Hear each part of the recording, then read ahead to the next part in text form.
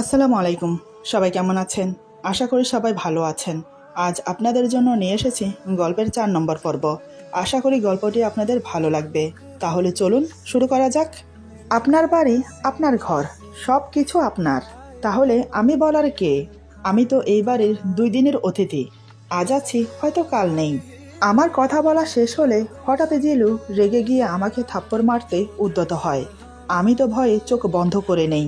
কিন্তু না, মুখের কাছে হাত এনে থাপ্পড় না মেরে হাত মুঠিবদ্ধ করে দাঁত মুখ খিচে চোখ বন্ধ করে রাগটা হজম করে নেয়। আমি ভয়ে তখনও চোখ বন্ধ করে আছি। এদিকে ওনার বন্ধু লাইনে আছে। সে বারবার বলে যাচ্ছে, কিরে, কি হলো? এই মধুর কণ্ঠের অধিকারিণী কে রে? কথা বলছিস না কেন? আরও নানান কথা বলতে লাগলো। অন্যদিকে উনি চোখ খুলে যখন দেখলো আমি ভয়ে চোখ বন্ধ করে আছি, সেই সুযোগটাকেই আবার কাজে লাগালো। আমাকে বুঝতে না দিয়ে আচমকা আমার চুলের মুঠি শক্ত করে ধরে আমার ঠোঁটে ঠোঁট ডুবিয়ে দিল। আচানক এমন আক্রমণে আমি ঠিক বুঝতে পারছি না আমি কি করব। এদিকে উনি আমার ঠোঁট জোড়া আঁকড়ে ধরে কামড়াতে শুরু করেছে। অন্য হাতের ফোনটা বিছানায় ছুঁড়ে ফেলে আমার কোমর শক্ত করে ধরে বুকের সাথে জড়িয়ে ধরে। অন্যদিকে আমার ঠোঁট ফেটে রক্ত পড়ে পড়ে অবস্থা। ব্যথায় যন্ত্রণায় আমি ছটফট করছি। এদিকে চুল শক্ত করে টেনে ধরেছে বলে মাথায় ব্যথা পাচ্ছি। এমন মনে হচ্ছে চুল সব এখনই উপরে হাতে চলে আসবে। এতক্ষণ যাও নীরবে কান্না করছি আর ছটফট করছি। এবার আর পারলাম না, চিৎকার দিয়ে কান্না করে উঠি। কিন্তু কোনো লাভ হলো না, কারণ আমার ঠোঁটজোড়া ওনার মুখের ভেতর। আমার চিৎকার গোগো শব্দ হয়ে বেরিয়ে এলো শুধু। রাগের মাথায় একটা মানুষ কি করতে পারে আমার আইডিয়া ছিল না। আজ ওনাকে দেখে কিছুটা হলেও আইডিয়া হয়েছে। ব্যথায় আমার কলিজাটা ছিঁড়ে যাচ্ছে। ঠোঁট কেটে রক্তের ধারা চিবুক বেয়ে গলা বেয়ে বুকের ভেতর প্রবেশ করছে। সেদিকে ওনার কোনো হোশ নেই।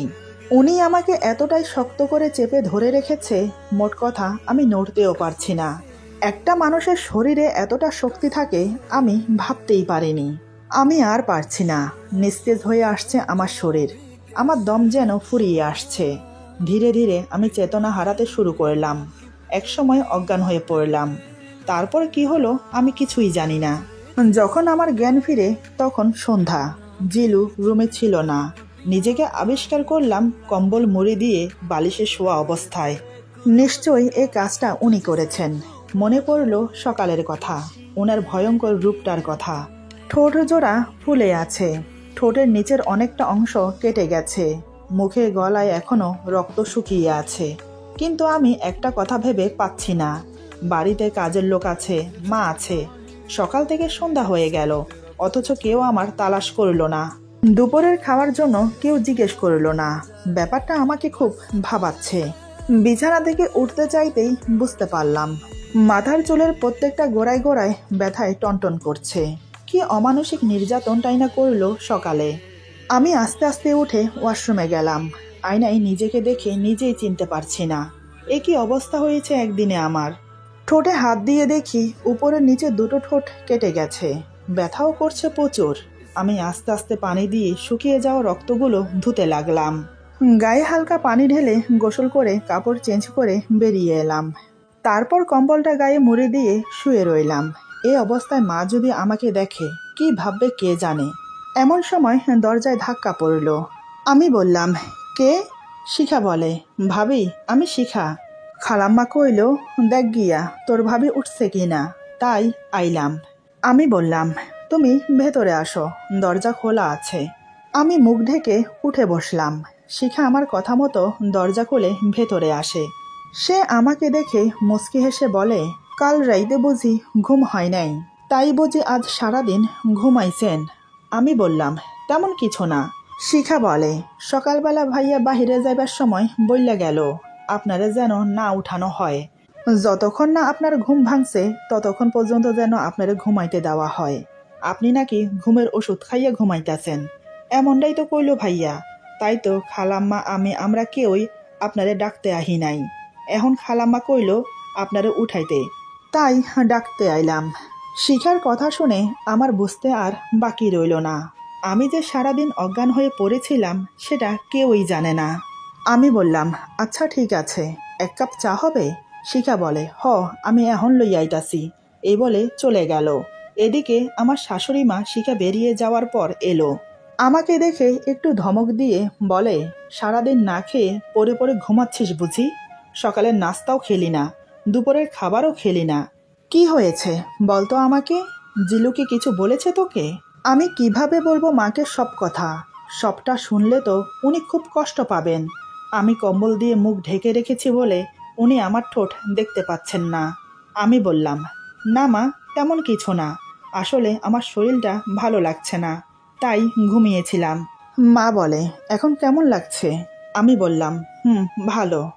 মা বলে, সকাল থেকে কয়েকবার ফোন করেছে তোর বাবা, তোর বড় ভাইয়া। এই নে ফোন, কথা বলে নে, আমি খাবার পাঠিয়ে দিচ্ছি, খেয়ে নে। আমি বললাম, এখন ভর সন্ধ্যা, খেতে ইচ্ছে করছে না, উনি আসুক তারপরে খাবো। মা বলে, ছেলেটাকে নিয়ে আর পারলাম না। আজকের দিনেও বাইরে কি করছে কে জানে। সেই সকালে বেরিয়েছে, এখনো আসার নাম নেই। দাঁড়া, আজ আসুক, তারপর ওকে বোঝাচ্ছি আমি। তুই কথা বলে নে, আমি যাই। এই বলে মা চলে গেল। আমি বাড়িতে ফোন দিয়ে সবার সাথে কথা বললাম। এখানে আমার সাথে যা যা হয়েছে আমি কিছুই বললাম না। বললে শুধু শুধু সবাই টেনশন করবে আমাকে নিয়ে, তাই ভালো মন্দ কথা বলে রেখে দিলাম। কিছুক্ষণ পর শিখা এলো আমার জন্য চা নিয়ে। আমি চাটা হাতে নিয়ে ফোনটা দিয়ে দিলাম মাকে দেওয়ার জন্য। শিখা দরজা লাগিয়ে দিয়ে চলে গেল। ভাবলাম গরম গরম একটু চা খেলে ভালো লাগবে, কিন্তু খাওয়া হলো না। এই গরম চা ঠোঁটে লাগাতেই পারলাম না, কাটা স্থানে লেগে আরও জ্বলে উঠছে। তাই চাটাকে ঠান্ডা করে খেলাম। শুয়ে বসে সময় কাটতে লাগলো আমার। ঘড়ির দিকে তাকিয়ে দেখি রাত 9টা বাজে, এখনও উনি বাসায় আসেনি। রাত 10টার দিকে নিচে জোরে জোরে কথার আওয়াজ শোনা যাচ্ছে। মা চেঁচামেচি করছে। উপর থেকে যা শুনতে পাচ্ছি তাতে বোঝা যাচ্ছে উনি বাসায় এসেছেন। ওনার উপরে মা চেঁচাচ্ছেন। এদিকে ওনার কোনো কথা শোনা যাচ্ছে না, যত সম্ভব চুপচাপ মায়ের বকুনি শুনছে। বেশ কিছুক্ষণ পর উপরে এলো। রুমে প্রবেশ করে কাঁধের ব্যাগটা চেয়ারে রেখে ওয়াশরুমে চলে গেল ফ্রেশ হতে। আমি চুপচাপ কম্বল মুড়ি দিয়ে শুয়ে আছি। কিছুক্ষণ পর ফ্রেশ হয়ে বেরিয়ে এলো। এদিকে ততক্ষণে শিখা রাতের খাবার রুমে দিয়ে গেল। সকালের ঘটনার জন্য জিলু খুব গিল্টি ফিল করছে। যেটা ও সকালে করেছে একদম ঠিক করেনি, কিন্তু এখন ভেবে কোনো ফায়দা নেই। এদিকে আমি সারাদিন না খেয়ে আছি শুনে আরও খারাপ লাগছে ওনার। জিলু মনে করেছে আমি ঘুমিয়ে আছি, তাই সে আমার মুখের সামনে এসে দাঁড়ায়। এবার সে স্পষ্ট দেখতে পেল সকালে তার দেওয়া শাস্তি আমার ঠোঁটে জল করছে। ঠোঁট সহ ঠোঁটের চারিপাশের অংশ লাল হয়ে ফুলে আছে, 2 ঠোঁট কেটে গেছে। এটা দেখে ওনার খুব খারাপ লাগলো, আবার কষ্টও হচ্ছে। জিলু আমার দিকে তাকিয়ে থেকে মনে মনে বলে, নিজের সবটুকু দিয়ে ভালোবেসে আগলে রাখার প্রতিশ্রুতি দিয়ে এখন এসব কি করছি আমি? কাল রাত থেকে আজ রাত পর্যন্ত শুধু কষ্ট দিয়েই গেলাম।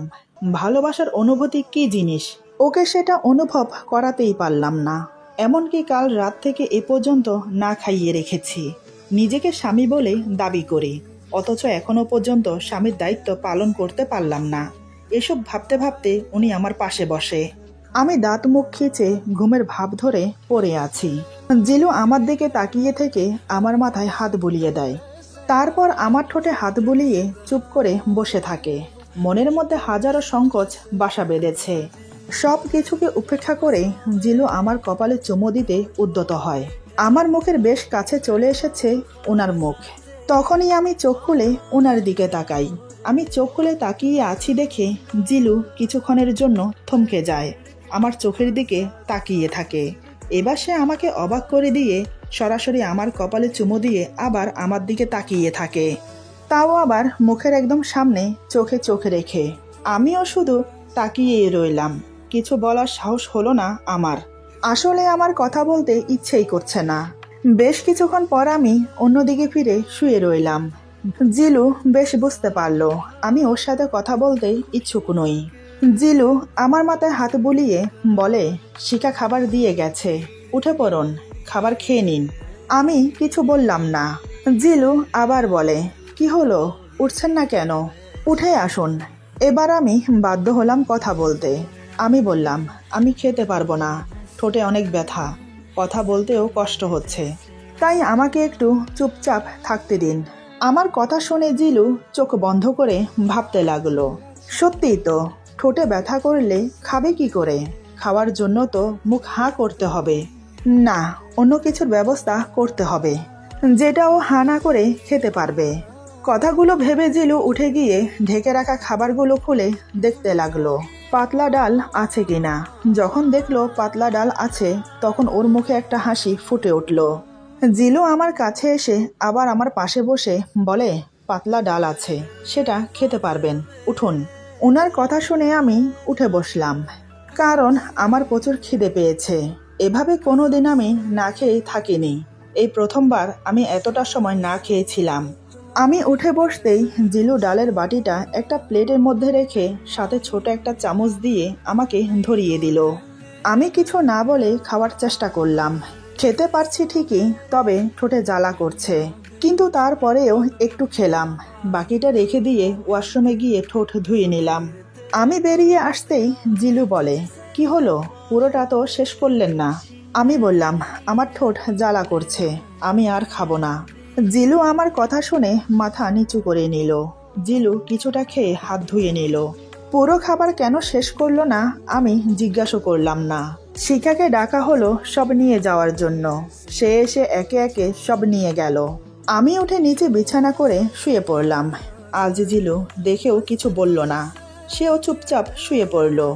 জিলু ঘুমিয়েছে কি না আমি জানি না, কিন্তু আমার ঘুম আসছিল না। ঠোঁটে ব্যথা, পায়ে ব্যথা, সাথে মাথার ব্যথা, সব মিলিয়ে যেন অস্বস্তি একটা কারবার। বেশ অনেকক্ষণ এপাশ ওপাশ করতে করতে ঘুমিয়ে পড়লাম।